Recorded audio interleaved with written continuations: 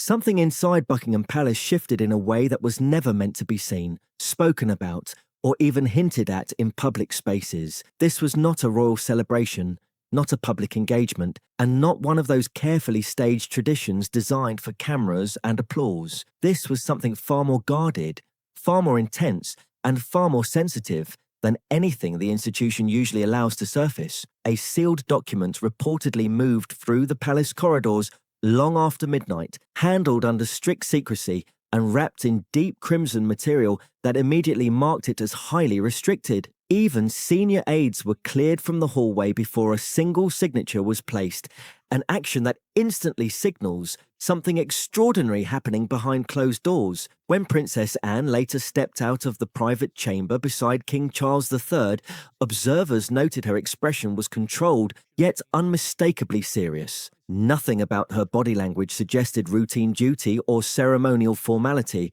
Instead, it carried the weight of something carefully contained, something the palace had no intention of explaining publicly. Inside that room, a royal order had reportedly been signed, granting Princess Anne an exceptionally rare and powerful designation described in internal whispers as Princess Royal Regent. Even without public clarification, the implications alone were enough to send quiet tension through the internal structure of the monarchy. From the moment that pen touched the paper, the atmosphere inside the House of Windsor reportedly shifted in a way that was not visible but deeply felt. It was not a dramatic explosion of change, but a subtle rebalancing of authority, influence, and responsibility within the royal system. What makes this moment so striking is not just the title itself, but the secrecy surrounding it. No official schedule, no announcement, no press release, and no carefully written statement was issued to prepare the public for what had occurred. That absence speaks louder than any public explanation ever could. According to those familiar with palace operations, King Charles III summoned Princess Anne for a private audience at a moment when the entire institution seemed unusually still, almost as if it was anticipating a shift it could not yet define. In a system where almost every movement is logged, planned, and coordinated, this kind of unscheduled nighttime meeting stands out immediately. Think about what that actually means in practice. Buckingham Palace operates on precision, where even small engagements are pre-briefed, scheduled, and communicated through multiple layers of staff whose entire job is to maintain absolute control of messaging and timing. Nothing is meant to happen without documentation and preparation. So when aides are removed from corridors and a private audience takes place behind closed doors, it is never treated as routine. It signals urgency, sensitivity, and a decision that cannot afford exposure to the wrong eyes at the wrong time. Those present reportedly described King Charles as visibly exhausted but firmly resolved. That distinction matters more than it appears at first glance. Exhaustion suggests physical strain, but resolve suggests a decision already settled internally long before anyone else entered the room. One insider reportedly described the atmosphere as finalized, as if the conversation was not about whether something should happen, but about how it would be executed moving forward. That tone alone suggests planning, not hesitation. And at the center of this sealed crimson dispatch was a broader question of structure within the royal system itself. In monarchy, authority is never casually adjusted. It is carefully balanced, distributed, and guarded to maintain stability across generations. This is why even subtle changes create ripple effects across internal circles. Staff, advisors, and long-standing royal aides begin recalculating positions quietly, even when nothing is announced publicly. But the story does not end with the document alone. The attention quickly expands toward the individuals connected to the crown's inner circle, including Sir Timothy Lawrence, a figure who has long existed in the background of royal life. For decades, he has remained steady, rarely visible in headlines, yet consistently present in key moments of royal duty. A former naval officer, his background is rooted in discipline, structure, and quiet professionalism rather than public recognition. He eventually became part of the royal household through service, later forming a close and enduring bond with Princess Anne that led to marriage in 1992. Unlike many royal marriages, his role never came with grand titles or public elevation. reinforcing his identity as someone who stands beside power rather than in front of it. That long history of quiet loyalty is exactly why even small recognitions involving him tend to draw attention inside palace circles. When King Charles III recently conferred upon him a senior honour within the Royal Victorian Order, insiders interpreted it as more than ceremonial gratitude. In royal culture, timing is never random. Even honours are read as signals, sometimes interpreted as reassurance, sometimes as alignment, and sometimes as preparation for broader structural shifts. And that is where speculation begins to grow quietly within palace-adjacent conversations. Was this recognition simply appreciation for decades of service, or part of a wider recalibration inside the monarchy's internal balance of influence and trust? To understand why this matters, you have to look at the wider network of relationships surrounding the royal family, especially the long and complicated history between Princess Anne, Sir Timothy Lawrence, and Andrew Parker Bowles. Long before modern royal narratives settled into their current form, these connections were far more entangled than most public accounts ever fully explain. In the 1970s, Princess Anne was closely linked socially and emotionally to Andrew Parker Bowles, a relationship shaped by shared circles, mutual familiarity, and strong personal connection. However, religious expectations within royal tradition created barriers that altered the direction of that relationship. Andrew's Catholic background became a significant obstacle in an institution that, at the time, placed strict limitations on such unions within its core structure. As that connection faded, Andrew eventually reconnected with Queen Camilla, leading to their marriage in 1973, and further entangling a web of relationships that would later become central to royal history. At the same time, King Charles III developed his own connection with Camilla, a relationship shaped by affection but also constrained by duty, expectation, and institutional pressure. These overlapping relationships did not remain isolated personal stories. They eventually became part of a much larger historical narrative that shaped marriages, public perception, and royal legacy over decades. Even today, traces of those early connections are often referenced when analysing royal dynamics, not as scandal but as part of the emotional and historical architecture of the monarchy itself. And through all of it, Princess Anne maintained a very different path. Known for her discipline, focus, and relentless commitment to duty, she became widely recognised as one of the hardest working members of the royal family. Her approach to public life has always been direct, practical, and unshaken by external noise. While others faced intense media attention and personal turbulence, she remained centred on responsibility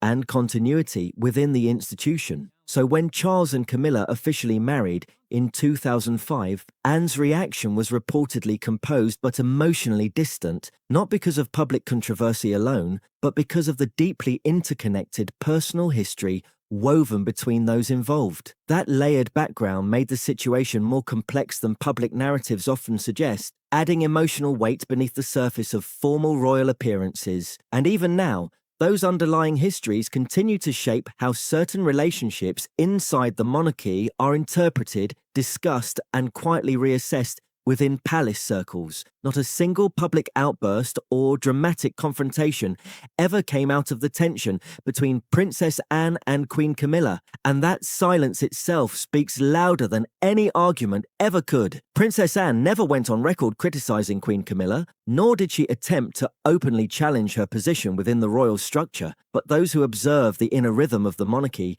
closely notice something far more subtle, a quiet emotional distance that appears whenever the two women are in the same space. No raised voices, no public friction, but also no natural ease either, just a carefully maintained space that feels controlled rather than warm. Anne represents tradition, discipline, and duty in its strictest form, shaped by decades of rigid royal expectation and unwavering structure. Camilla, by contrast, is often viewed as more adaptable in her approach, navigating royal life with a modern ease that does not always align with Anne's deeply formal outlook. That difference in mindset is not loud, but it is powerful. It creates an invisible line between two very different interpretations of what royal life should look like. One moment that fueled ongoing discussion among royal watchers came after Camilla officially became Queen Consort. Protocol in such situations often suggests a gesture of respect from senior royals,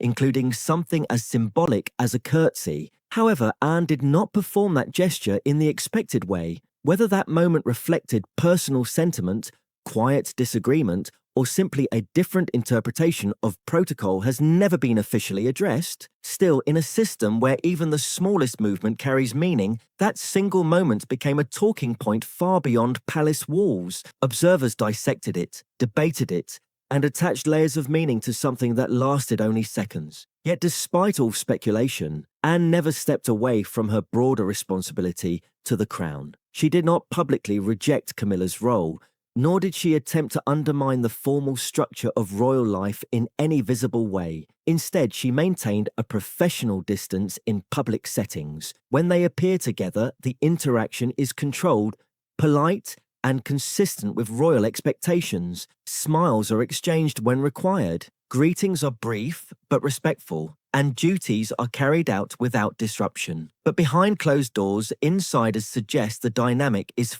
far more complex. Not dramatic in the public sense, but layered with history, perception, and long-standing emotional context that never fully disappears. It is not a story of rivalry in the traditional sense. It is more like a silent balancing act inside an institution that survives on discipline, image, and centuries of protocol. In that environment, personal feelings are never fully erased, but they are carefully contained beneath duty. And that is what makes the relationship between Princess Anne and Queen Camilla so difficult to define. They exist in the same institution, but not necessarily in the same emotional alignment. One understands the importance of tradition, the other adapts more fluidly to modern expectations. Neither approach is wrong, but they do not naturally merge. That tension remains unspoken, yet present in the background of royal life. Now, stepping deeper into this dynamic reveals another layer entirely, one centered on loyalty, history, and the personal foundation that shapes Anne's place within the monarchy. Princess Anne has long been recognized as one of the most consistent and disciplined figures in the royal family, someone whose reputation is built not on publicity, but on decades of steady service. Her connection with King Charles III goes far beyond formal duty. They grew up closely in age and shared much of their early childhood experience within the royal household, forming a bond built on familiarity and shared responsibility. While their parents, Queen Elizabeth II and Prince Philip, were often occupied with official duties, Anne and Charles relied on each other more than most siblings in their position would. That early closeness evolved into a lifelong dynamic grounded in trust, honesty, and a shared understanding of royal responsibility. Unlike many relationships within the royal family, theirs is known for direct communication. Anne is not known for softening her opinions, even when speaking to the king himself. That blunt honesty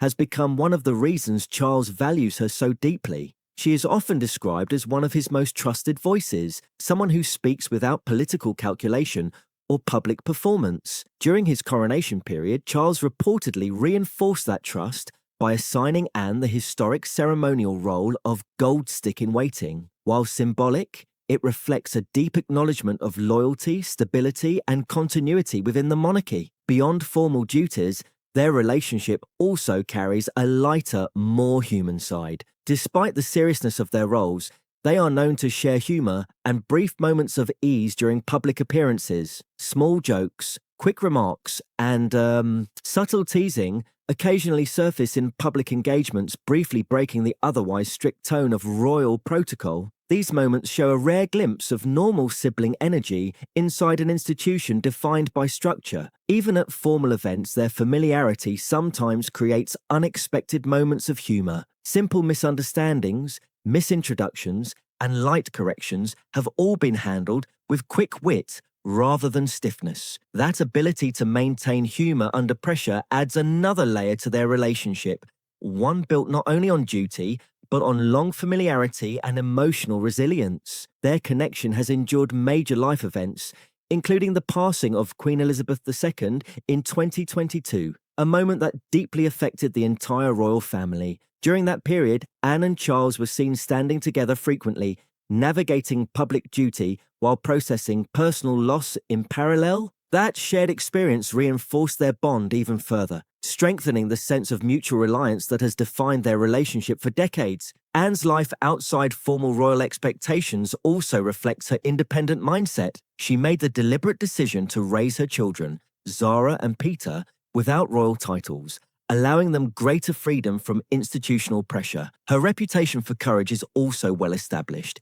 particularly following a widely known incident in 1974 involving an attempted kidnapping, during which she reportedly responded with remarkable composure and defiance. That moment became part of her public identity, calm under pressure, firm in response, and unshaken by fear. Even within the royal family, her humour is well known. She has been reported to use affectionate nicknames for her brother, reflecting familiarity that contrasts sharply with formal royal titles. That blend of discipline, humour, and honesty is part of what makes her one of the most respected figures in the monarchy. Now shifting into another layer of royal symbolism, a brief but notable entry in the Royal Court Circular drew attention among observers of palace protocol. Sir Timothy Lawrence was elevated from Knight Commander to Knight Grand Cross of the Royal Victorian Order, one of the highest honours within that system. At surface level, it appears ceremonial, but within royal tradition, such honours carry deeper interpretive meaning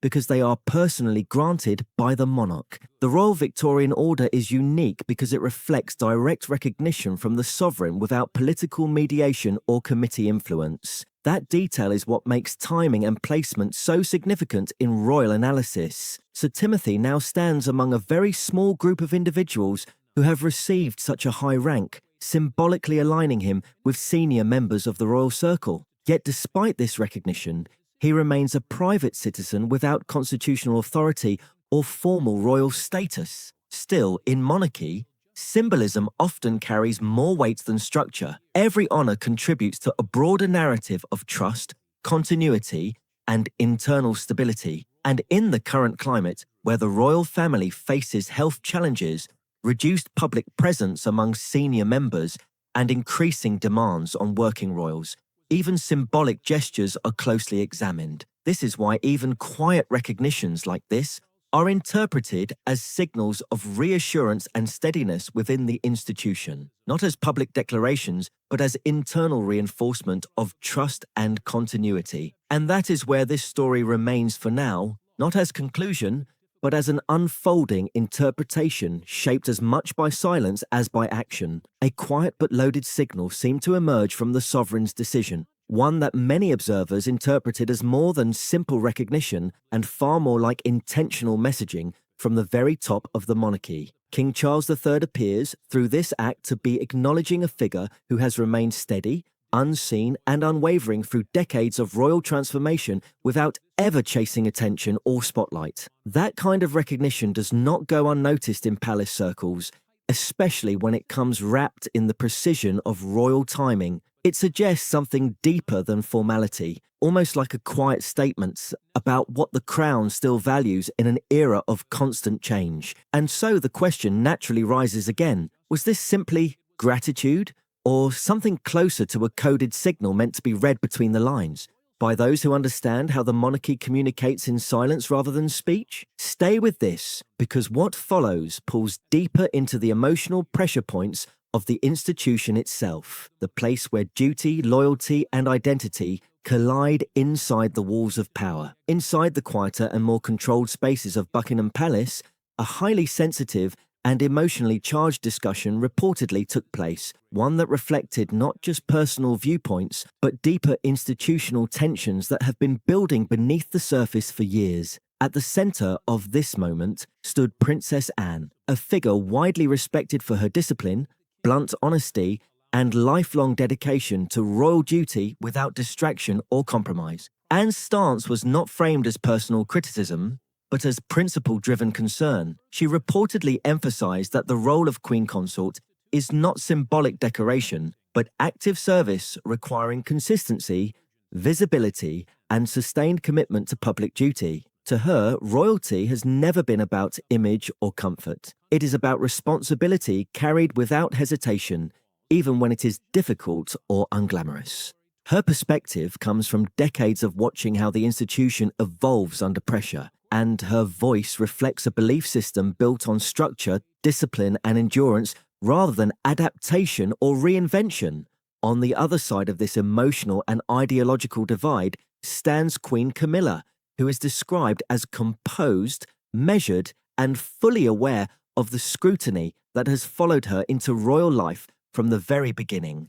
Camilla's journey into the royal institution has never been simple or linear. It has been shaped by public judgment, historical controversy, and years of gradual efforts to redefine her role through steady engagement and visible service. Unlike Anne, who was born into duty and trained within it from the beginning, Camilla's position has been one of transformation, moving from outsider perception to established royal figure through persistence and adaptation. And that difference in origin naturally creates different expectations, different pressures, and different interpretations of what enough service looks like. This is where the tension becomes less about individuals and more about identity, what the monarchy is supposed to represent in a changing world. Because beneath the surface of this exchange lies a far larger question that the entire institution continues to wrestle with. Can a centuries-old monarchy maintain strict traditional expectations while also adapting to modern demands for openness, relatability, and emotional transparency? And more importantly, can someone whose path into the institution was shaped by controversy ever fully transition into a role that demands universal acceptance and symbolic unity? These are not simple questions, and they do not come with immediate answers. They linger in the background of every decision, every appearance, and every carefully constructed moment of royal communication. In this particular moment, Anne represents continuity, the belief that duty must remain rigid, consistent, and immune to public sentiment. Camilla represents adaptation, the reality that survival in modern monarchy requires flexibility, resilience, and gradual rebuilding of public trust. Neither position is entirely right or wrong, but the friction between them reveals the pressure points inside an institution trying to balance history with evolution. As the discussion unfolded, Anne reportedly maintained her characteristic composure, firm but controlled,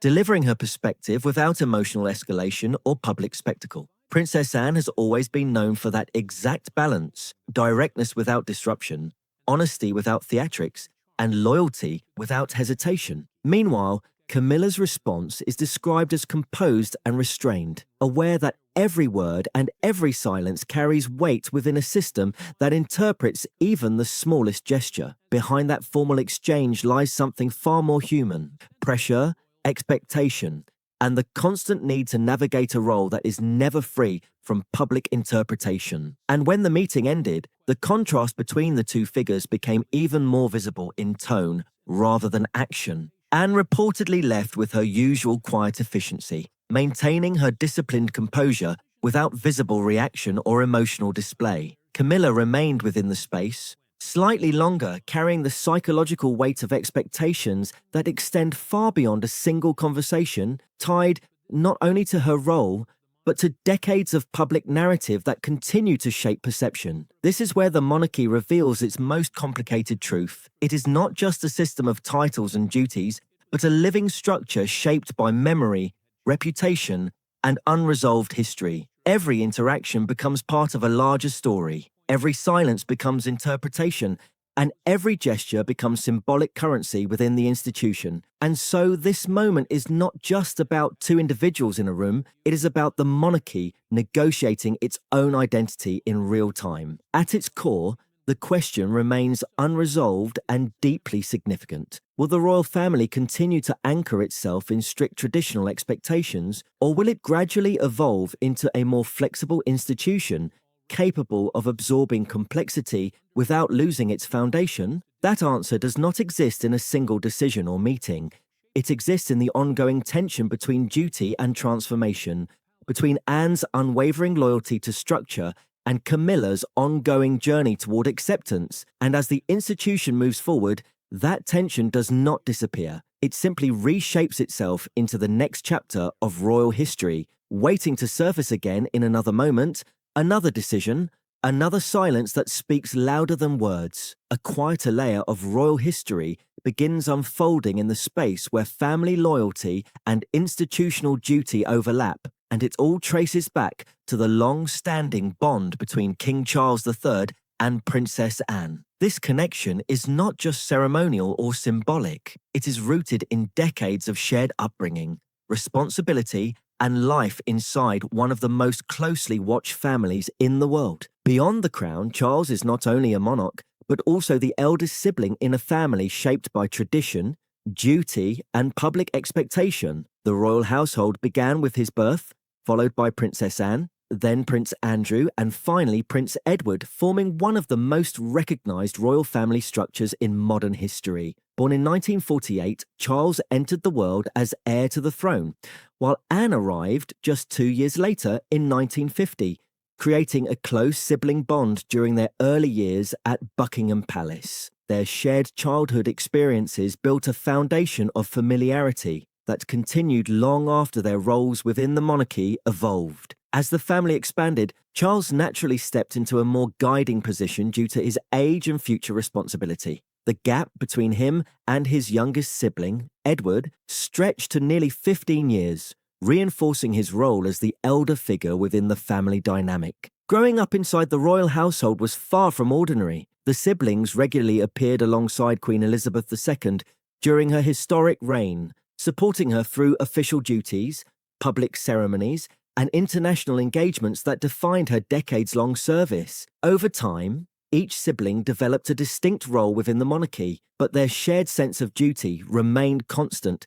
Even when their paths diverged in responsibility and public visibility, loyalty to the crown remained a unifying force. In the present day, that loyalty continues to shape how the family functions. Since Charles became king and faced personal health challenges, Princess Anne and Prince Edward have remained consistent sources of support, stepping in whenever needed to maintain stability within the institution. Their presence reflects something deeper than duty alone. It reflects trust, familiarity, and a shared understanding of what the monarchy requires during uncertain periods. Charles, in turn, has consistently shown concern and care for his siblings. When Anne suffered a concussion and minor injuries in 2024, he publicly expressed his support, reinforcing the idea that even within royal formality, family bonds remain deeply human. Each sibling also built their own family unit, contributing to a wider royal lineage connected to the late Queen Elizabeth II, who left behind 8 grandchildren across her children's households. Anne married Olympic equestrian Mark Phillips in 1973, later welcoming Peter and Zara, and notably choosing not to grant them royal titles so they could live with more independence. Prince Andrew married Sarah Ferguson in 1986, a union introduced through Princess Diana, and they later had Princess Beatrice and Princess Eugenie, before separating in the 1990s. Prince Edward married Sophie Rhys-Jones in 1999, and together they raised Lady Louise and James, Earl of Wessex, maintaining a relatively private branch of the royal family. In recent years, both Anne and Edward have taken on an increasingly important constitutional role as councillors of state, allowing them to represent the monarch when required due to absence or illness. This change was reinforced after 2022 adjustments, when Prince Harry and Prince Andrew were no longer active working royals, leading to Anne and Edward becoming more central to operational continuity. Anne's work ethic remains one of the most intense within the royal family, with hundreds of engagements each year, often exceeding even the king in total public duties. Her consistency has defined her public identity for decades, reinforcing her reputation as one of the monarchy's most reliable figures. Outside formal duties, Anne is widely known for her lifelong passion for horses, even competing in the 1976 Montreal Olympics, becoming the first British royal to take part in Olympic competition. Her personality has long been associated with blunt honesty and humour, famously reflecting her straightforward nature in public interactions and interviews. That combination of discipline and directness is a key reason she is often viewed as one of the king's most trusted confidants. The connection between Charles and Anne is often described as both professional and deeply personal, shaped by decades of shared responsibility and mutual reliance. Now shifting into modern representation, the 2023 BBC documentary Charles III, The Coronation Year offered a rare behind-the-scenes look at the early reign of King Charles III and Queen Camilla. The documentary followed the transition from Queen Elizabeth II's passing to the coronation ceremony, capturing both formal events and quieter personal moments within the royal household. Narrated by Helena Bonham Carter and written by royal historian Robert Hardman, the film aimed to present a humanized view of the monarchy during a major transition. One notable moment included Princess Anne reflecting on Queen Elizabeth II's funeral, sharing emotional insight into the symbolism and personal impact of the event. The documentary also included lighter scenes, showing rehearsals, informal interactions, and humorous moments between staff and royal family members during coronation preparations. While some viewers appreciated the warmth and access,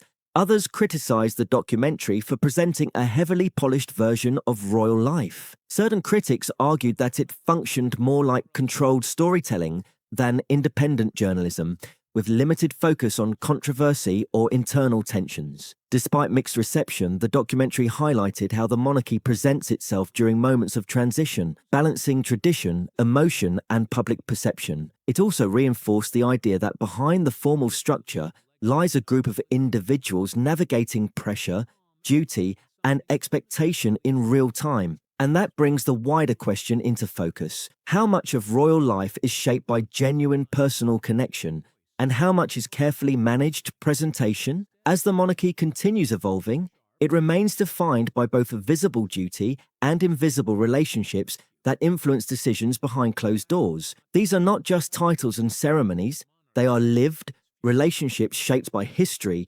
loyalty, and institutional survival. And in that space between tradition and change, the future of the monarchy continues to unfold, shaped by both silence and decision. Like, comment, and subscribe for more royal stories and updates.